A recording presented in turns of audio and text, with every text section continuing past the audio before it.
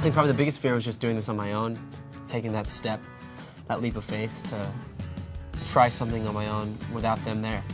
Whether if it was writing songs or even performing, I was all by myself, very vulnerable state. And having their support has made it a lot easier. And having the fan support, knowing that they are excited about the new music and that they're liking the stuff, it's been a very overwhelming experience. When we write songs, I'd say a lot of the times there's 3 different ideas of what you want the song to be about.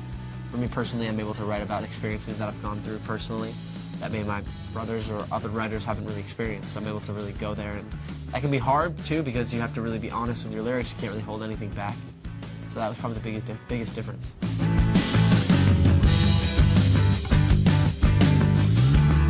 Yeah, sometimes it's interesting, you know, I don't like to say names about who I write songs about, just that way the audience can relate. Though, that said, it's interesting to hear what people may think of, you know, sometimes they're totally off. They go, oh, is this about this person? And they try to juggle with which songs are about who. But for me, it's very satisfying when I know that somebody goes, I've been through that situation. I know where you were when you wrote that song. Sometimes I try to keep it quiet for myself too, just because I know that I'm still pretty cool with those I've been in relationships with, so I don't want to, like, if it's in a really mean or upsetting song, I don't want to make anyone upset.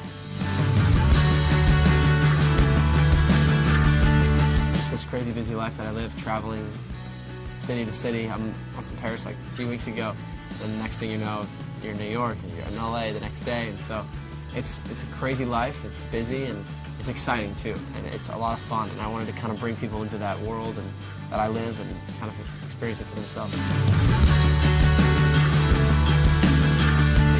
The experiences that I've had are so amazing, so I don't know if I could really want to give back any of those amazing experiences. At the same time, that said, you know, there's things that I miss. I mean, sports events, being in school, those small things, but at the same time, I really love what I've been able to do through my career.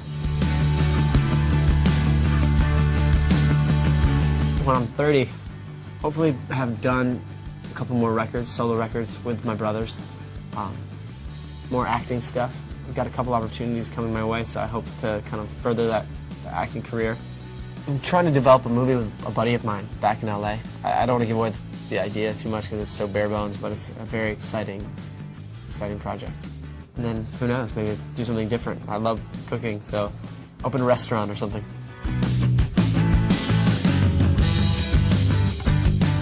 Wow. 3 songs on the soundtrack to my life. Well, I guess there's just songs that affected me the most throughout my life. I'd say Blackbird by the Beatles. Somewhere Only We Know by Keane. Wow. 3rd one, I would probably go with probably just the whole album of Joshua Tree by U2, if I could do that. Artists I would love to work with, I mean, I love Adele. I love people like Kid Cudi and Kanye West. So there's something about working with an artist that's totally different from what you do that's intriguing.